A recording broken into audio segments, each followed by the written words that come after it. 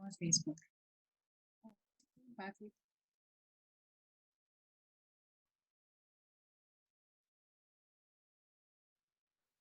This is the another session of Knowledge on the Go by Indo-Canada Chamber of Commerce, the organization which is a non-for-profit and working for the betterment of Indo-Canada diaspora as well as the Canadian businesses and Indian.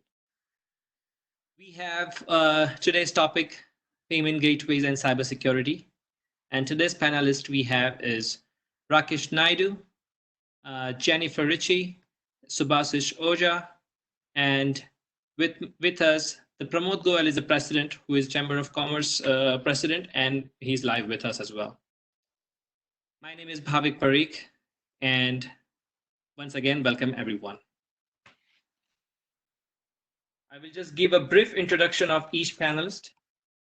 We have Rakesh Naidu, who is the CEO and President of Windsor Essex Chamber of Commerce. Jennifer Ritchie, who is a Vice President, Partner and Client Success at Payrock. Subhashish Oja, who is the Chief Delivery Officer at Northern Block. And Pramod Goel, who is our own President from Indo-Canada Chamber of Commerce.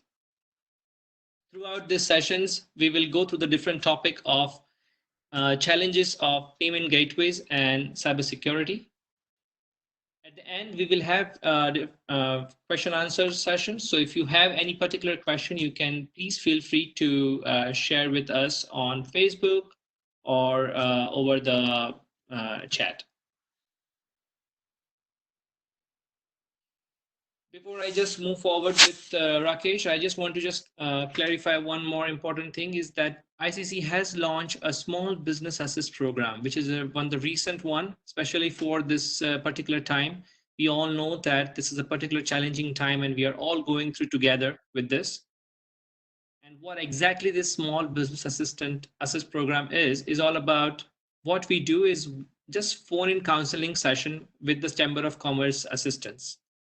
We discuss all the possible options and any resolutions if you require, then we do provide that in one shot. How we do it? Well, you can email us. We have an email address, which is iccc@iccconline.org.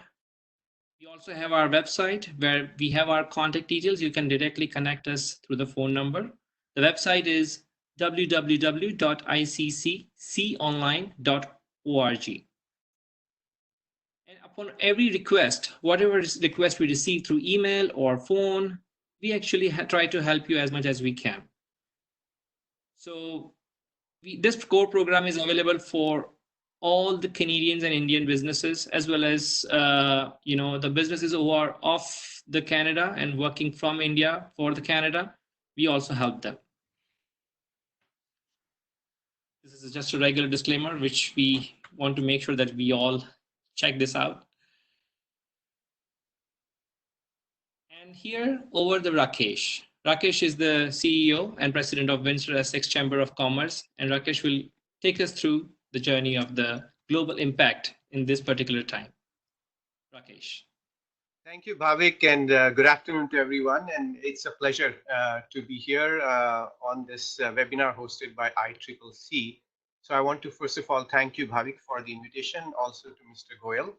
I have been involved in ICCC, not directly, but indirectly. I've attended some of your events in Toronto. I've been on a trade mission to India. This is a few years back when ICCC had a delegation.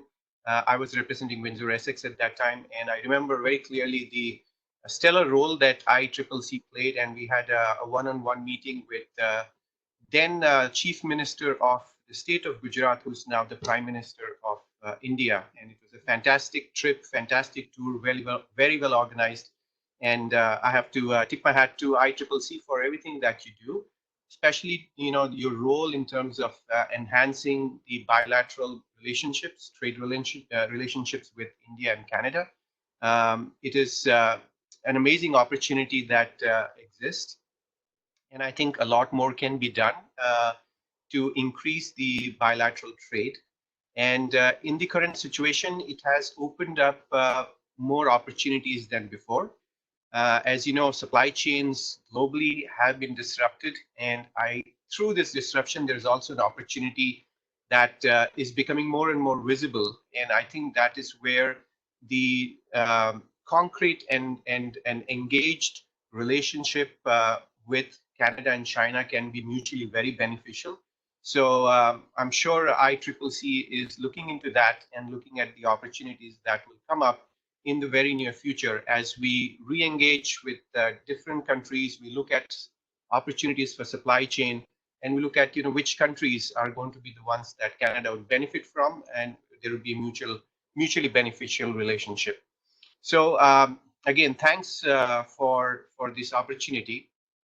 I had the opportunity to also look at your website and have a good sense of the various membership levels that you have. Obviously, you have very large members, but I believe majority of your members, just like the Chamber of Commerce here in Windsor, Essex, majority of your members are small and medium-sized companies. So my short presentation will be focusing on the small and medium-sized business and the impact to small and medium-sized business, and plus the opportunity to small and medium-sized businesses. So, as we all know, we are living in a very unprecedented time. There has been a significant disruption, but the disruption to the small and medium-sized businesses has been most significant. The survey that was done some time back, it came up with this very stark number that 90% of the small and medium-sized enterprises have been impacted by COVID-19. Of them, 40% have laid off people on a permanent basis, and there's a significant number that have got their employees furloughed, and quite clearly, it's been a very, very challenging time. Those small, medium-sized businesses that rely on foot traffic, there is more significant impact to them. Obviously, the business is pretty much non-existent or very minimal. So cash flow has been affected as the number of visitors and clients have dried up. And though there have been a lot of programs that have been announced by the government, whether it's federal government or whether it's the provincial government, the help is very much welcome, and I think every level of government is doing their best. I still think that there's a lot more that needs to be done to really provide the support that is very badly needed to small and medium-sized companies. Again, one of the surveys pointed out to this unfortunate reality that, unfortunately, about 1/3 of the small and medium-sized businesses will not be able to come out of this situation. And so, there is also opportunity that small and medium-sized businesses have now to slowly get back. Our economy is opening up. Canada and other places are opening up, but it's not business as usual. We're going to be working in a modified environment.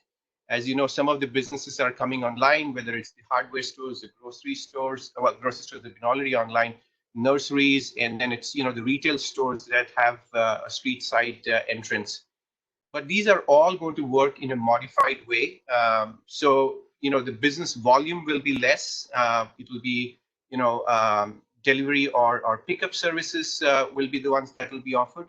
So in the current environment, the disruption that is being caused is going to constrain the business, but at the same time push companies, businesses to actually look at the alternate model of doing business, which is doing business online. So online is not necessarily a luxury at this stage. It has become more of a necessity, and you're seeing that we're seeing a huge number of companies transition from a brick and mortar presence to an online presence, and that number is really skyrocketing. So digitization of the economy is happening very rapidly. It is also being supported very much by the federal, provincial level governments as well. And in this disruption, there is an opportunity that's come up. Whether it is a gaming store, whether it's a grocery store, whether it's a company that is selling products, beauty products, apparels, consumer items, fitness programs, even those that are offering meditation, holistic healing, all of these providers are moving online. So there is definitely a big shift. I'll give you an example. There is a company from Windsor, Essex that used to sell beauty products, brick and mortars, traditional operation before COVID-19 hit. 90% of their business was hit. They had barely few transactions happening. In the matter of 3 weeks, they had to put together their online platform, and they quickly did. And today they have reclaimed 60% of their business. So clearly, the industry and all kind of sectors are moving towards online. Now, of course, it's possible for some to offer online products. For some, it is not possible. But to a great degree, a lot of SMEs are moving to online platform. And globally, it is going to be, the projection is that by 2023, there will be about 6.5 trillion worth of retail sales that will happen online. So this is going to be a huge, huge growth, and a lot of SMEs are going to be part of this growth. So even before the pandemic hit, the contribution of online to retail sales has been growing steadily. And in last year, it was almost 56% of the overall growth in the retail sector. And just if you were to look at April number as compared to March of the year, so as compared to March, April has been 40% higher in terms of retail sales. So, clearly more and more activity on retail sales is happening. So things are definitely going to go, as we continue in this current situation, we're going to see more companies, get online.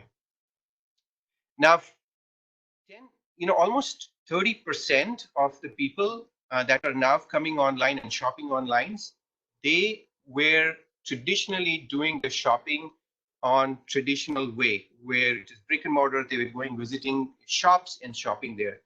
So 30% of those traditional shoppers are moving to online platform. So that's significant. And also we are seeing that a huge number of those that were offering products in the traditional environment, retail store environment, those who were selling toys, those who were selling beauty products, almost 65% of these products are now being sold online. And I also found one thing very interesting, very recently, Mother's Day event we just had.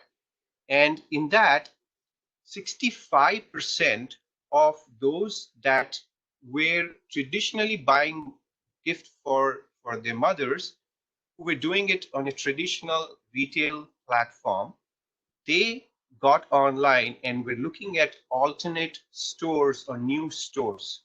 So it is an opportunity for those that have not tapped this market to get incremental revenue through non-conventional clients and non-conventional customers.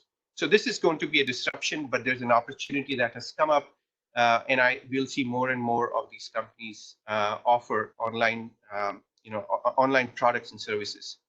But with this has come also a lot of challenge. As we all know, there is, cyber attacks and cybersecurity issues has increased significantly. And if you can, Bhavik, kindly, if you can put the slide on. In terms of what is happening, if you go to the previous slide, please. Just an example of the total number of attacks. Cyber attacks every 39 seconds, there is one. 58% of cyber attack victims are small and medium-sized businesses. So this is something which small and medium-sized businesses, if you're a listener who has SME operations, you may want to take this, look at this very carefully. 60% of the small and medium-sized businesses who were attacked, were a cyber attack, they were not able to come back. So it is going to be very important that we take care of a business and ensure that cyber attacks, we're protected. An average cost of a cyber incident is almost 200,000. This is US numbers. And, there's a lot of other important information in terms of cyber attack. But clearly, I think the message here is that, as more and more companies get online, there is also, unfortunately, the other aspect, which is, the cyber attacks, and how do we protect ourselves while moving our system, moving our operations online, and being able to still, protect ourselves and our clients as well. One thing that is important to note here is that most of the cyber attacks remain unknown for a significant number of time. So, the breach might have happened and it take almost 206 days for that attack to be known. And from the time the attack is known till some containment can be done, it is usually 314 days. So imagine almost a year before you realize that your system has been hacked and your data has been compromised and your client's data has been compromised. So important for us, to be aware of that, and important for us to protect our system. This is very, very important information, Rakesh. I think what you have shared, and this is for all businesses. What we are seeing here, they are actually facing the challenges right now. I mean, the number of complaints of cyber attacks have increased like almost triple now. It's a big jump definitely for the businesses like small who cannot afford to hire security agents for these things. Agreed. Yeah. Yes. I think what you have shared, and I think this is the large scale breaches what you have also tried to cover before. And I think everybody should look at this and can guess the number for online crime which is happening already and how we can prevent ourselves. Yeah, thanks. The intention of this slide was to just inform that it's not just the small, medium-sized business, but even large businesses. They're exposed, and their data has been breached. So even more is the need for small businesses to be protected about their data and their systems. Great. Thanks so much, Rakesh. So I will just quickly now get back to this particular information once again. At the end of the session, we have Jennifer, who is already actually Vice President at Payrock, and here is her information. Jennifer, I will just lead you through. Can you please unmute yourself? Yes, thanks, Bob. Can you hear me? Yes, I can now. Yeah. Excellent. Well, good afternoon, everyone who's joining us on the Cisco WebEx and Facebook. And thank you very much to the Indo-Canada Chamber of Commerce for inviting me to share some insights and thoughts on payment gateways and the direction that we're taking now, given the current climate and our traditional payment processing services that we've extended to our client base. Babak, can I ask you to flip to the next slide? Sure. Thank you. So I thought it might be relevant for our conversation today to disassemble payment processing merchant accounts for the audience so that you can understand some of the more relevant terms and requirements as you potentially look to move into a digital payments or an online payment space if you're not already there. So understanding the different stakeholder entities that are involved in the payment chain, I think are fairly critical pieces of information for you to have as you look to investigate your options in an online payment acceptance environment. So Payrock, just to give you a little bit of a background, is a North American payments organization that provides best-in-class digital payment technologies to partners and merchants across Canada and the US. These technologies we find are even most relevant now as businesses look to transition to innovative and cost-effective solutions to manage payments within your business going forward. I certainly echo Rakesh's thoughts regarding transformation of the payments environment from what could have been more of a face-to-face or a card-present environment to what will likely be a more relevant card-not-present or online payment environment for many businesses going forward. So if we talk about the different stakeholders in the environment, we really have three that you should be paying attention to as you're looking at what your options and what your considerations are as you look to move to this type of card-not-present online payment environment. First, we'll talk a little bit about payment gateways.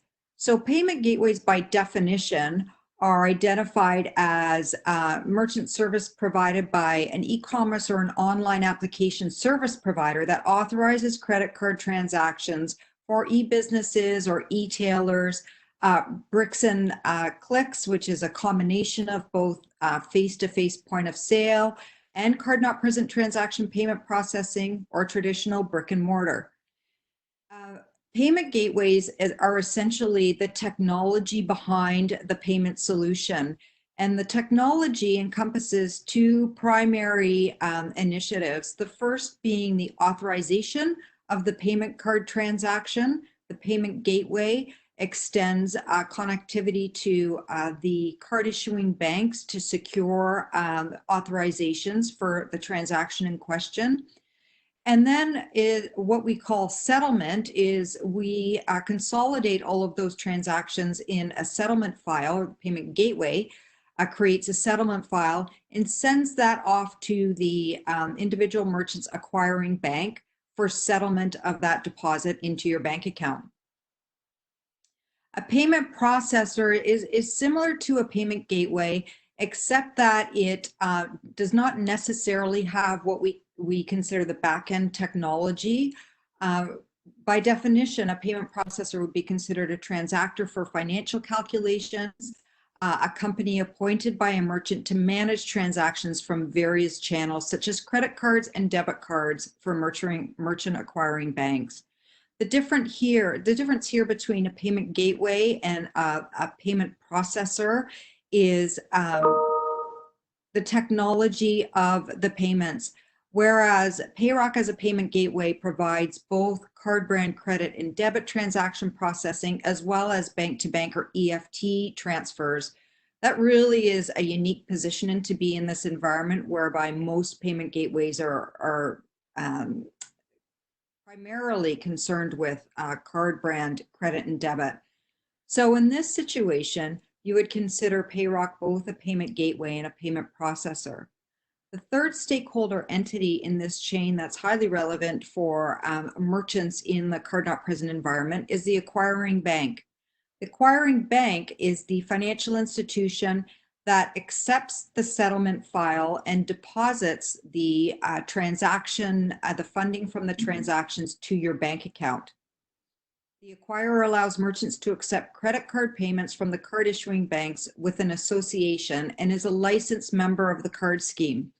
The last point is important point to note, because in order to be able to accept transactions, MasterCard and Visa transactions in the Canadian environment, you need to be a Schedule A licensed bank with membership into the MasterCard or Visa networks. Where our environment has evolved to today is because understanding the intricacies of becoming regulated to be a Schedule A bank, that also includes having brick and mortar bank access on corner streets. Many payment gateways and payment processors don't typically extend our requests for membership into MasterCard and Visa for those reasons. What we do, however, is align ourselves with sponsor banks and leverage the sponsor bank's license into MasterCard and Visa. So as an example, Payrock, who is a payment gateway and has built the technology to support the end-to-end card payment transaction, leverages sponsorship from our partner bank, which is People's Trust, to be able to have access to the MasterCard and Visa networks. So although we have the direct connect from a technology perspective to MasterCard and Visa, the acquiring bank is the last piece of the puzzle that enables a settlement of those deposit funds into the merchant account. Bhavik, can I ask you to flip the slide?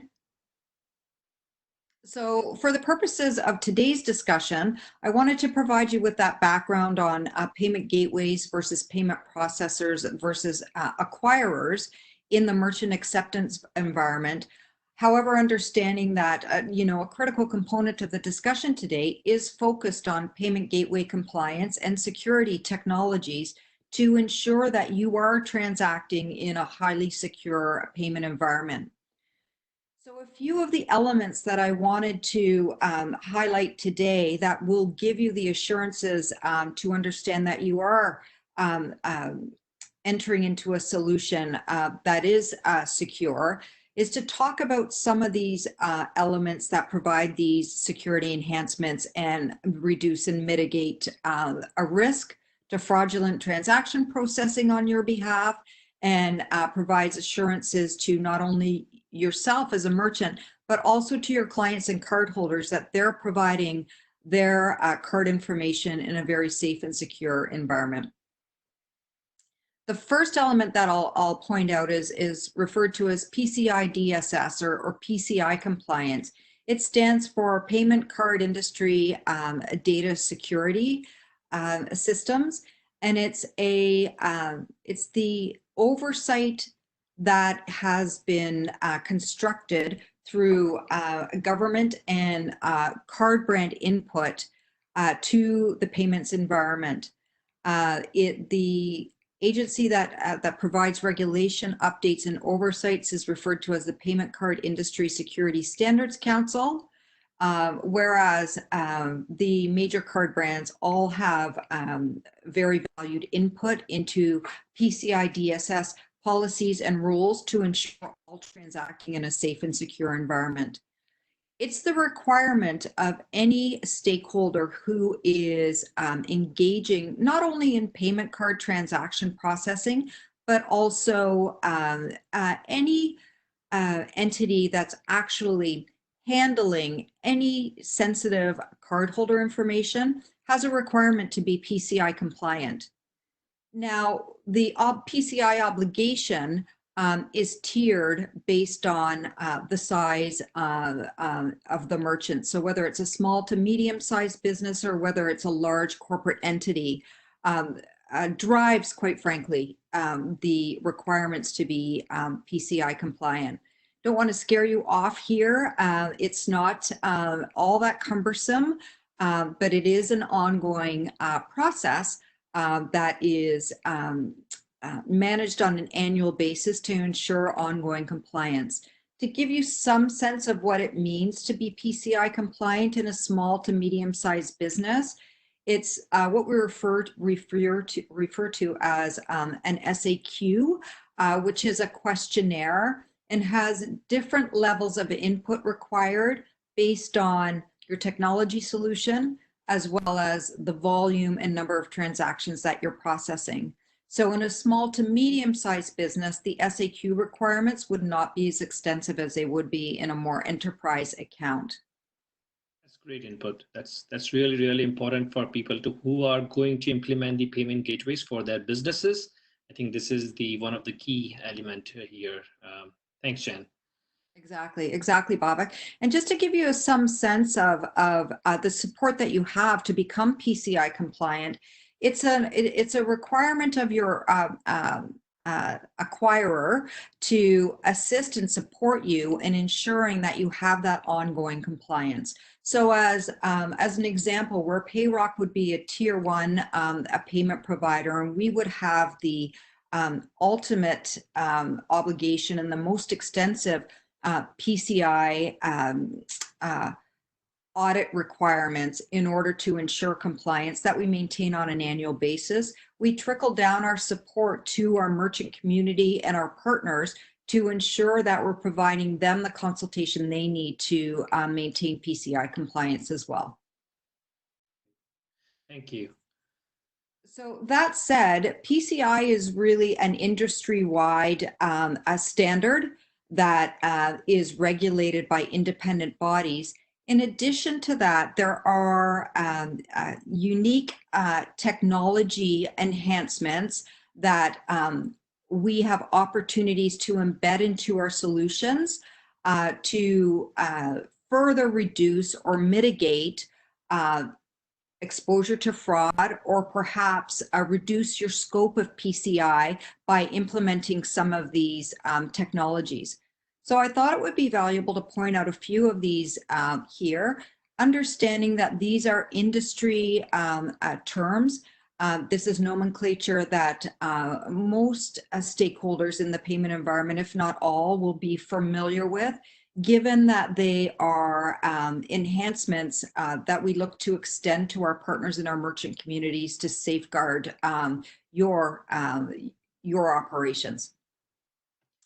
So the first, I'm receiving a lot of questions related to that, actually, Jen. So maybe you want to keep that hold of it until the end, and we can again come back to this particular part of it.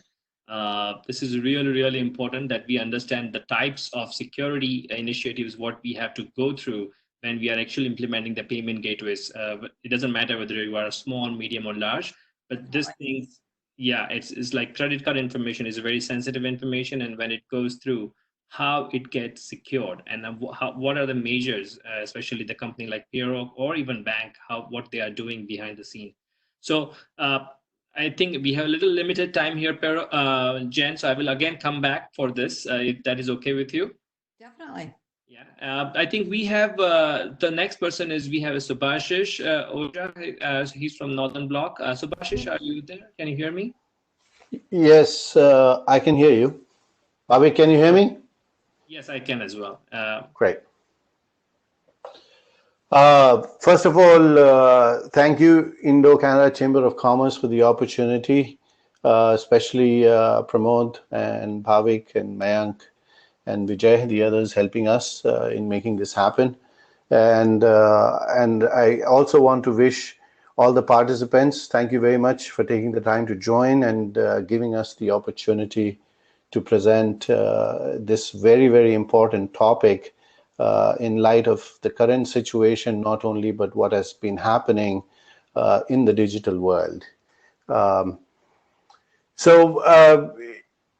Rakesh and Jen put a very good story before this, so I'm not going to get into what is cybersecurity and some of the statistics which Rakesh really talked about, except for one very important thing I want to mention here. Cybersecurity challenges is directly related to how much data one is storing which belongs to third parties, right? So the more data you store, the more vulnerable you become, the more liability you carry, right? Just to give you another very important statistics or a very important number is the CEO of JP Morgan in 2018 stated that they are spending $600 million each year on cybersecurity.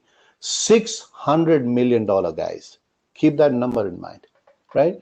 So we all know that this cost is going to continue to rise because the digital world, as Rakesh talked about, as Jen talked about, is only going to increase as we face the situation, the COVID situation. This is only going to get increasing every day, right? But we all have to conduct business, and we have an ecosystem under which we have to conduct this business. And in this ecosystem, we have rules of engagement. We have service providers who provide us credentials which we verify before we conduct business. These credentials are issued by governed bodies who are authorized to give these credentials, right?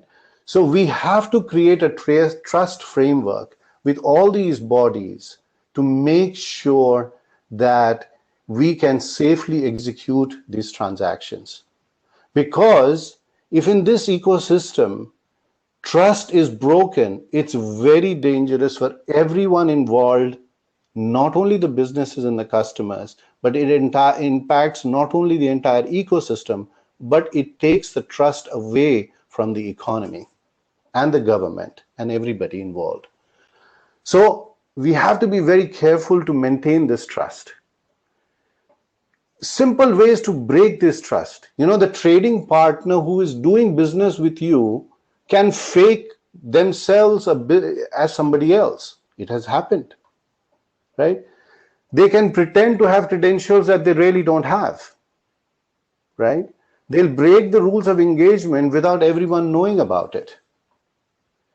And all the time we are collecting more and more data about these business partners, and we are building more liability because the technology that is being put in place is really susceptible to hacks, right?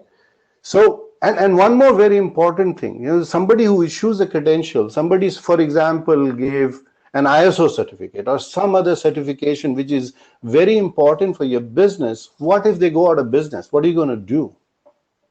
And also to keep in mind, your credentials are changing. How many times you've given address to somebody, you've created a profile with whom you're conducting business, and your information has changed.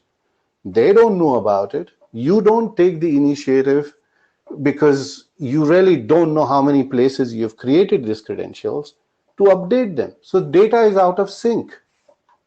Hence, we must, as we acknowledge the fact that digital business, online business is going to not only is growing, but will grow at a much faster rate because of what we are experiencing today in the world, we must build a framework of trust where trust is in the center. It cannot be assumed. Bhavik, can we go to the next slide, please? So having said, we are humans, we have lived for billions of years and we have solved all this problem. We're going to also solve the COVID problem, right? But we have to acknowledge today's issues. We have to acknowledge the issues that we face today. Believe it or not, some people estimate that we have over 300 billion user IDs and passwords in the digital world. 7 billion people, a lot of them don't even have internet access, quite a few of them, but we have 300 billion. Go back and look at how many you have, right? I'm sure each of us have 40 or more, and we have other files where we are storing all those user ID passwords and those security questions which have no standardization, right? Where is our data? Do we even know? Is it being hacked? It was said early in the earlier presentation that it takes about a year before we know that we have been hacked. Our data has been hacked, has been sold to somebody. Dangerous situations, right? Another very important factor is that if you do a survey of call centers, they are spending 30% of their time in validating and verifying the credentials of the caller. Is that, you think, an efficient use of the time to conduct a business transactions? And we have all heard about the CRA hacks, right? We don't know who's, it's not only the person who needs a service is not trusted. You don't even know if the other person is the right person or not, right? So there are numerous challenges, and then we are asked to move to this federated model going forward, where, because we get tired of maintaining our own credentials, we now give these large organizations our credentials, use them as a federated way to access online systems, by which what are we doing? These companies are now collecting more information about us, and we have no idea that they are collecting all of this and how it is being used. Finally, a very important point on today's issues is, as we are becoming more, just think in COVID, where we all bought things online and all of that, but there are a ton of people who don't have identities, who don't have digital identities. How will they conduct business if we don't come up with a simple solution through which each and everyone has some type of a credential to conduct business out there in the digital world? So now with the problem stated, let's look at the solution, right? First and foremost, we have to move to a digital identity in which your business or the individual owns and holds their identity and controls their identity. It is not in the hand of somebody else. They are cryptographically verifiable credentials, right? This way, the user and the consumer and the business whose credentials we are talking about here has full control over it and has full privacy for it. We must also move to a peer-to-peer distributed trust frameworks from today's centralized models. This can be enabled by blockchain, which will result in frictionless, a cooperative business model, a distributed cooperative business model. Now, the other important point is that this digital identity is not just about storing one credential or two credentials. It should contain a collection of credentials so that they can be used for all the different type of business transactions that we conduct on a daily basis as a business or as an individual, and we can use it repeatedly. Also very important, we can't then phone the person who's issued this credential to find out, is this correct? Can you verify it? It's not acceptable in today's day and age.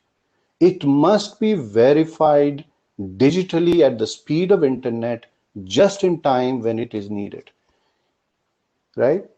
And lastly, this all has to be governed by rules of engagement for the network which is providing a service, with an ecosystem of partners who are participants in this. The best part, guys, and all of you, it's all possible today with the use of self-sovereign identities.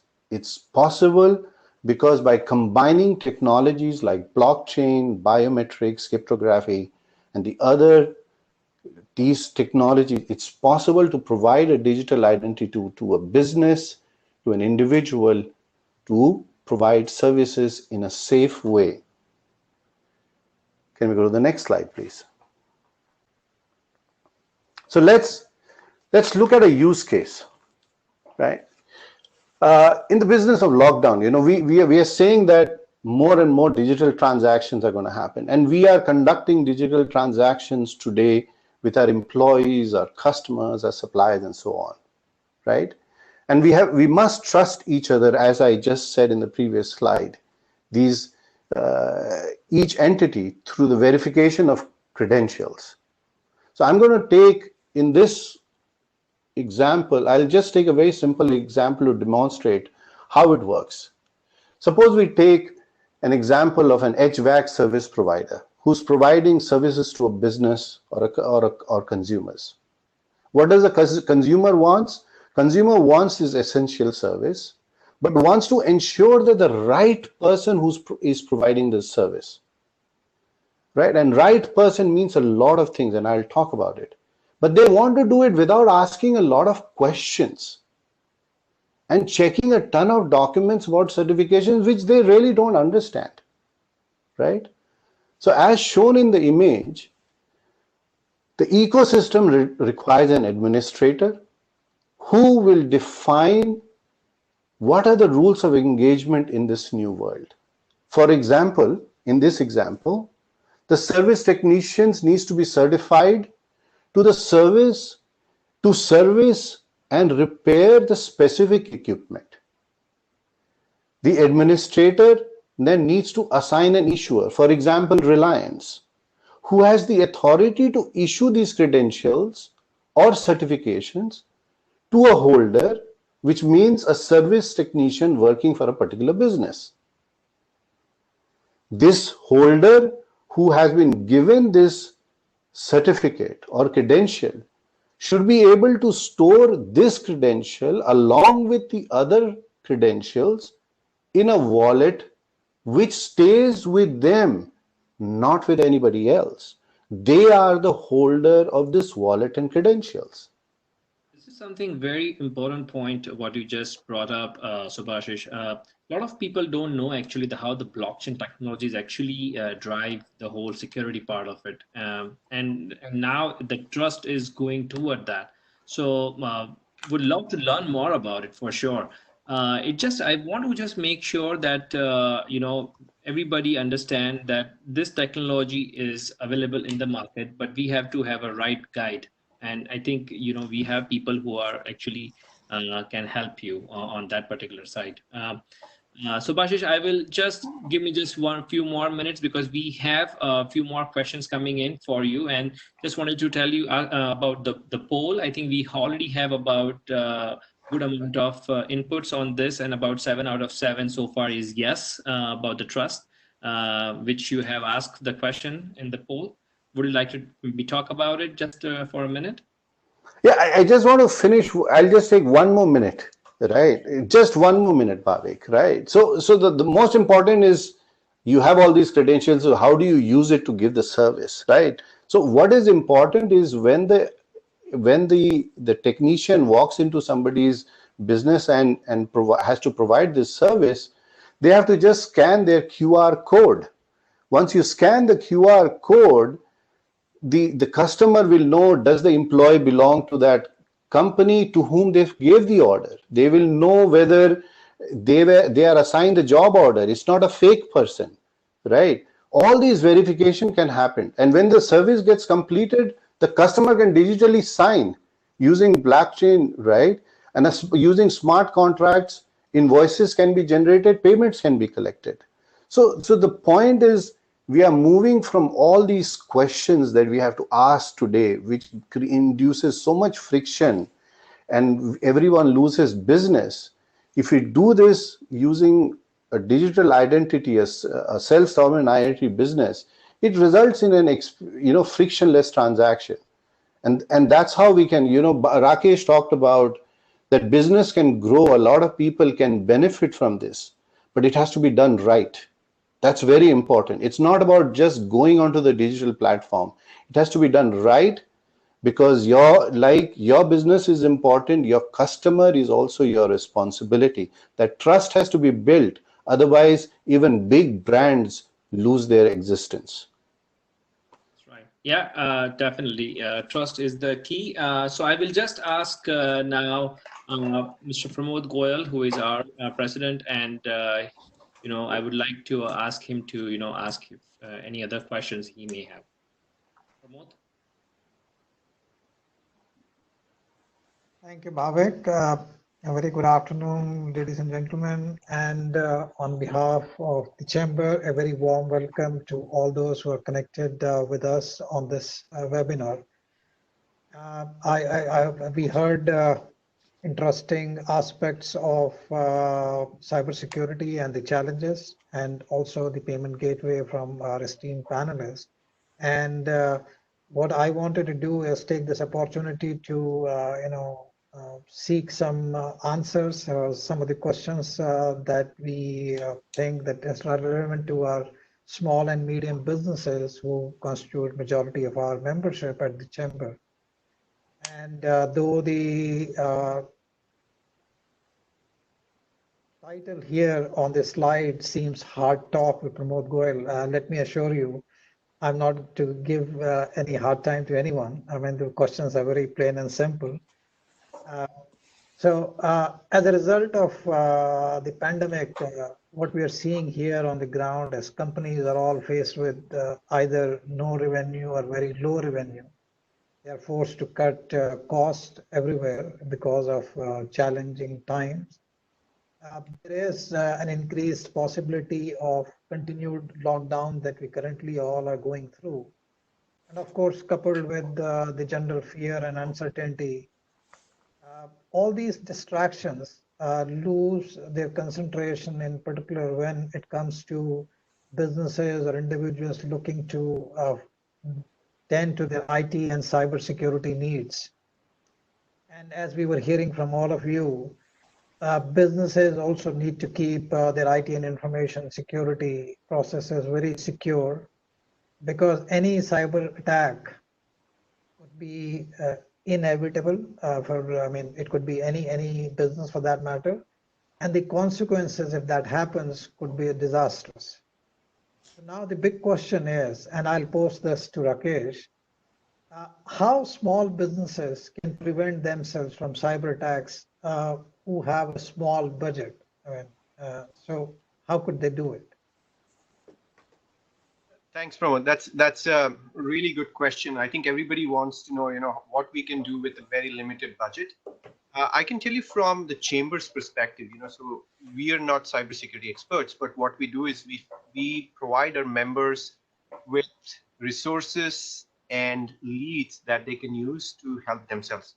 So what we've been doing here is we've got, just like you have affinity programs, we have affinity program as well, and we are bringing some experts that we have that are globally recognized experts, to work with our small and medium-sized businesses, so that they can come in and do a deep down or a deep analysis of their current, existing platforms, their entire database, their entire system, and come up with, the audit and give them a report on where things stand today. So whether that's, their brick and mortar operation that they have, or whether it is, their employees that are working remotely, each one of them gets an assessment, and then there is a gap analysis sheet that has been provided, and the company then provides them with, here is your health scan, your digital health scan that talks about your potential exposure to cyber attacks in the security risk that you have.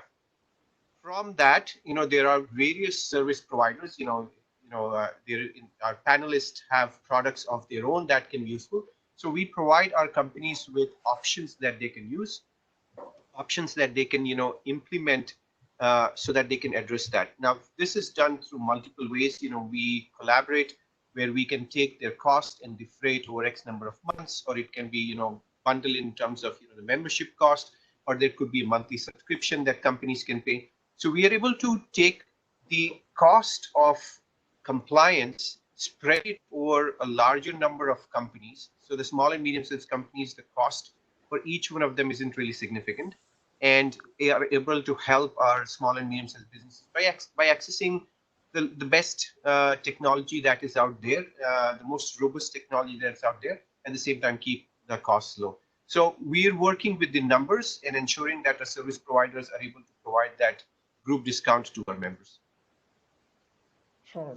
Thank you, Rakesh, for that elaborate answer. I mean, I think, yeah, that's the way out for small entities to be able to avail of the benefits from a larger pool of resources. Yes, certainly something to look at. Subhashish, I mean, I'm going to ask you another one. I mean, since we all heard Sure. about increased number of small businesses now going online for their trade, I mean, especially in today's environment. Mhm.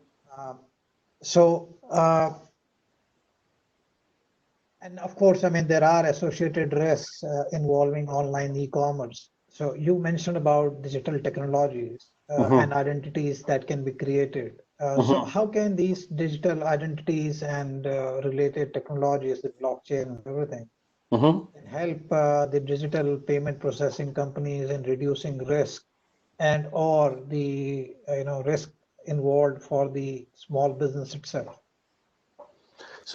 As you said earlier, Pramod, right?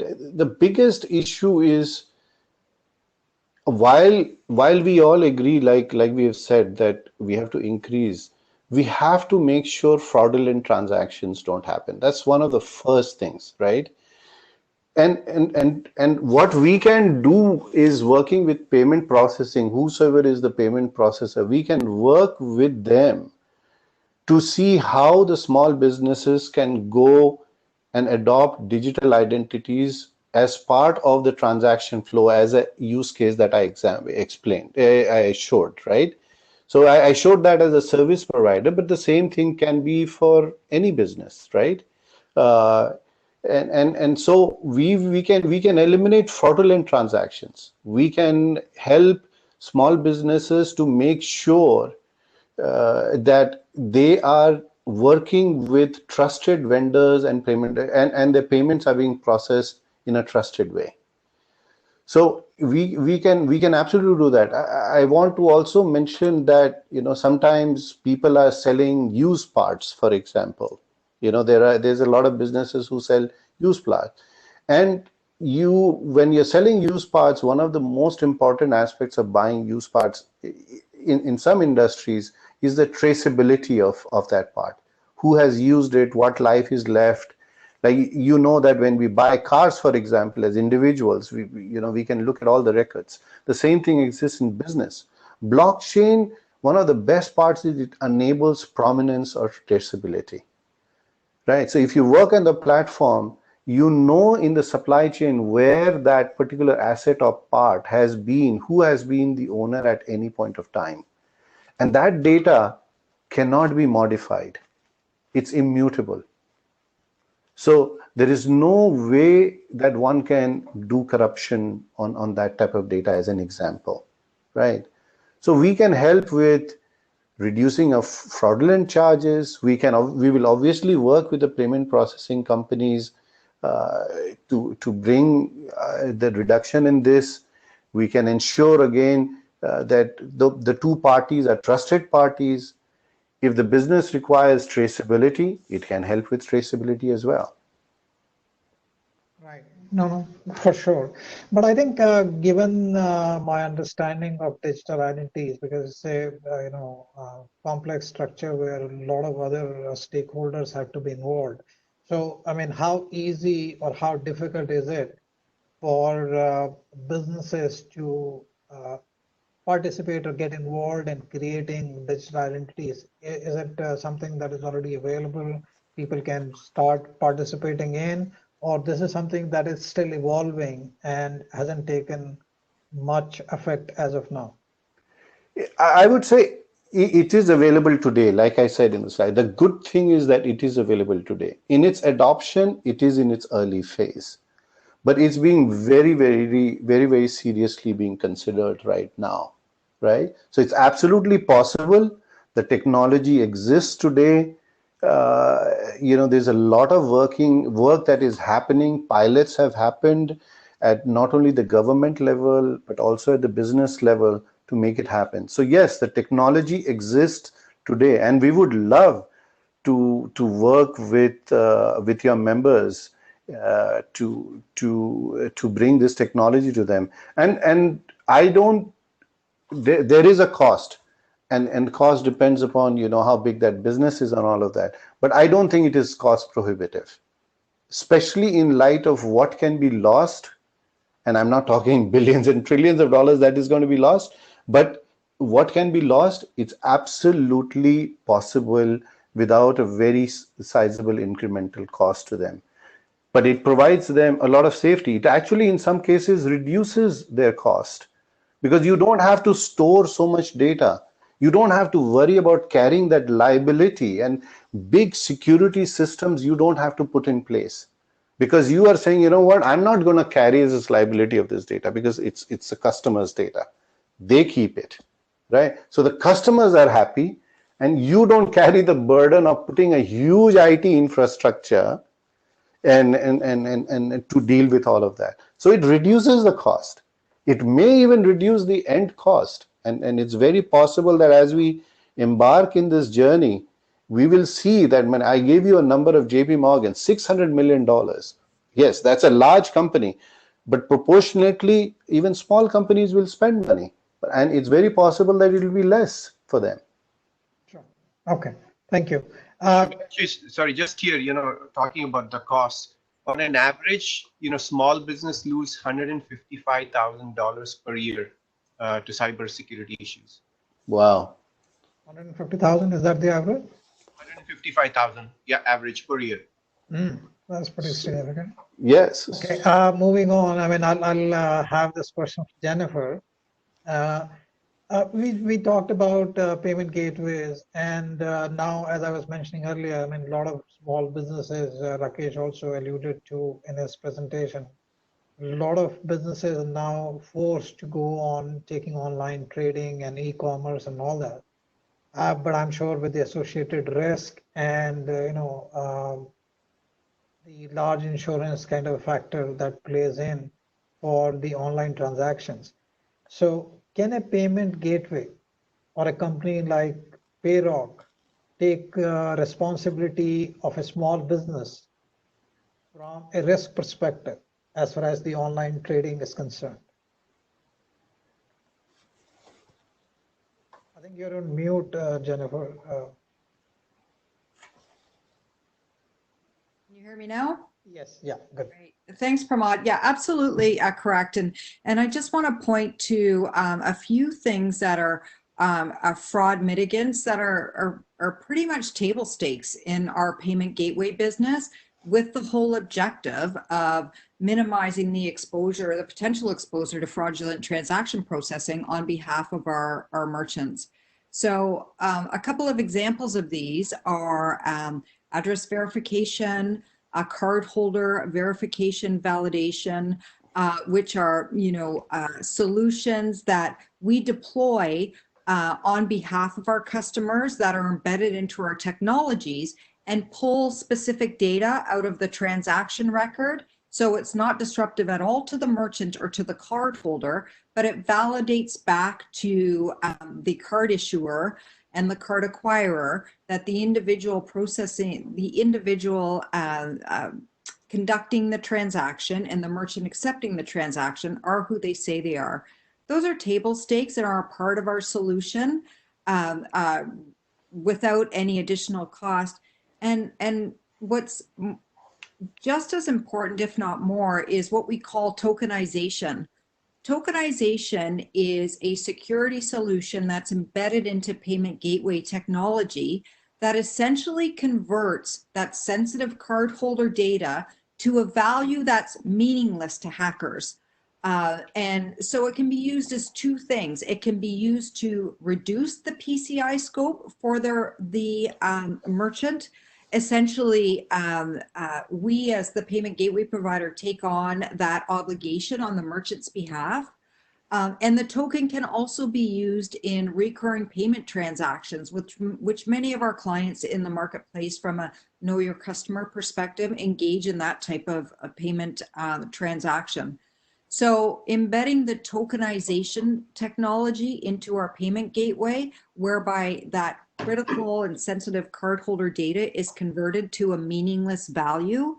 It's not touching the merchant servers at all.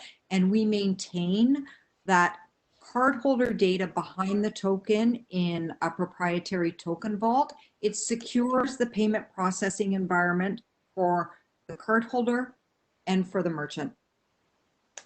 Basically, the payment gateway takes care of all that, so they don't have to worry about securitizing. Okay, fair enough. Very, very good. Yeah, that makes sense.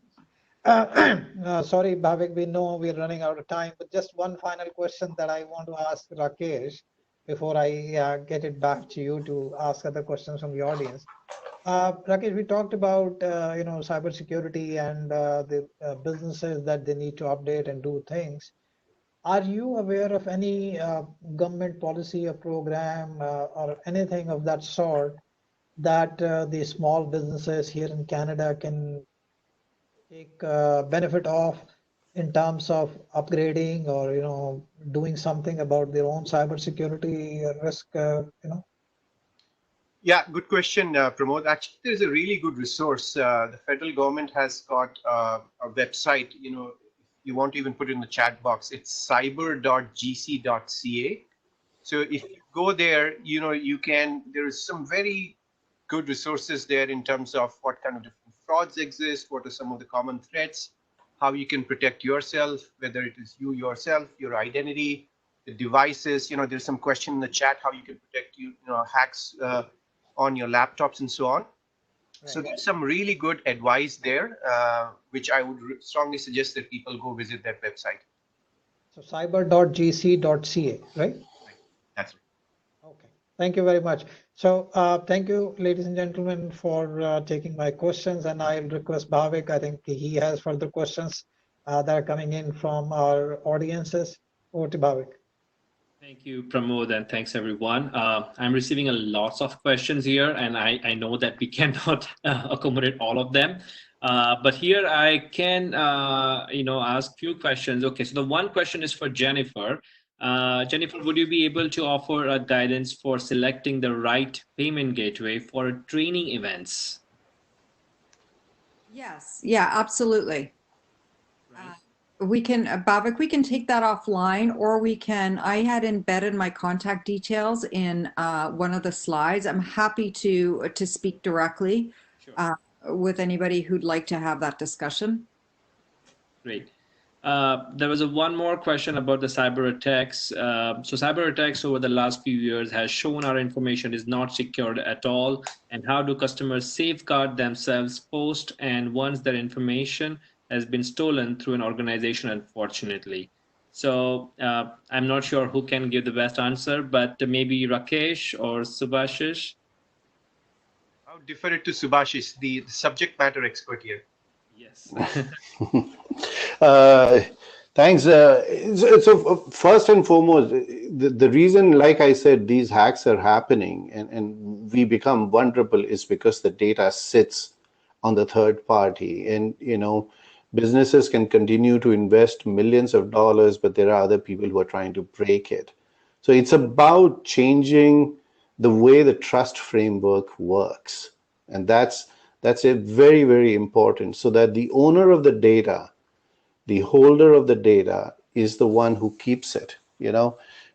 We can all go back and look at in our lives. We have a lot of things in our home and we keep a lot of things.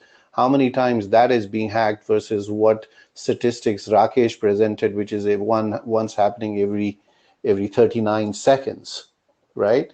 So this trust and the trust framework and the digital framework of how data is stored and where it's stored has to be rethought. It cannot be an afterthought. It cannot be assumed, like I said. So that's the way to go about it. Great. Thank you so much, Subhashish. There's another question, maybe Jennifer, on this one you can help. So what, according to you, is the first step which small businesses can follow to move to the online platform, such as maybe Pierrock has some of the solution for that?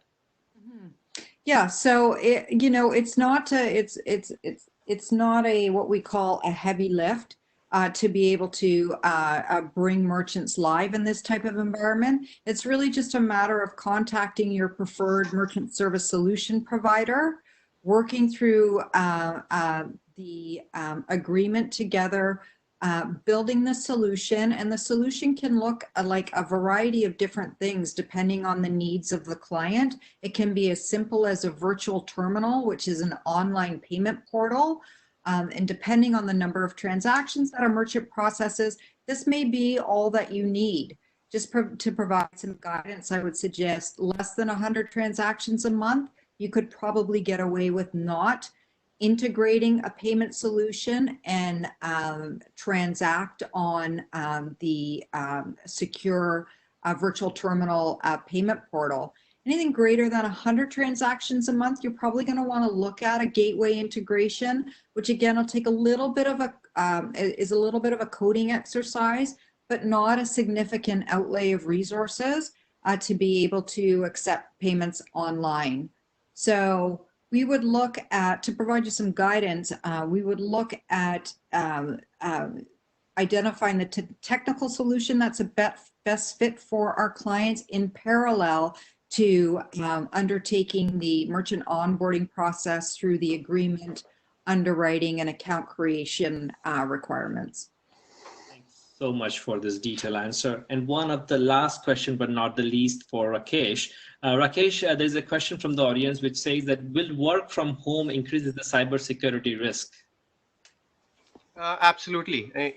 Post COVID-19, as more people have started working from home, the number of incidents of cyber attacks has increased very clearly, because all of us, have varying degree or varying level of expertise on how to protect ourselves, how to, use devices properly, and how to really have systems in place that can, that can prevent fraud from happening. So, the weakest point or the weakest link is the one that the hackers go after, and it could be any one of our employees, it could be any one of us. So clearly this is a time when there is a higher level of exposure, because you don't know who amongst your employees has the least amount of protection in place, and that is where usually the hackers will attack, and that is usually from where your system will get exposed. So you definitely need to, to have a higher level of awareness and a higher level of, vigil at this time as people are working from home. Great answer. Thank you so much, Rakesh. Thank you all the panelists, Rakesh, Subhashish, and Jennifer, and Pramod for organizing such an amazing webinar for all of us. And thank you so much to our technology partner, Tangentia, which is has been amazing. They have been doing amazing work, very prompt. So thank you, Vijay Thomas from Tangentia. And I apologize to all my audience whom I cannot cover all the questions. I've been receiving a lot of questions here, and but for sure, please feel free to share your questions here, and we will get back to you for sure. Thanks once again. Thank you. Thank you. Thank you. Thank you. Thank you.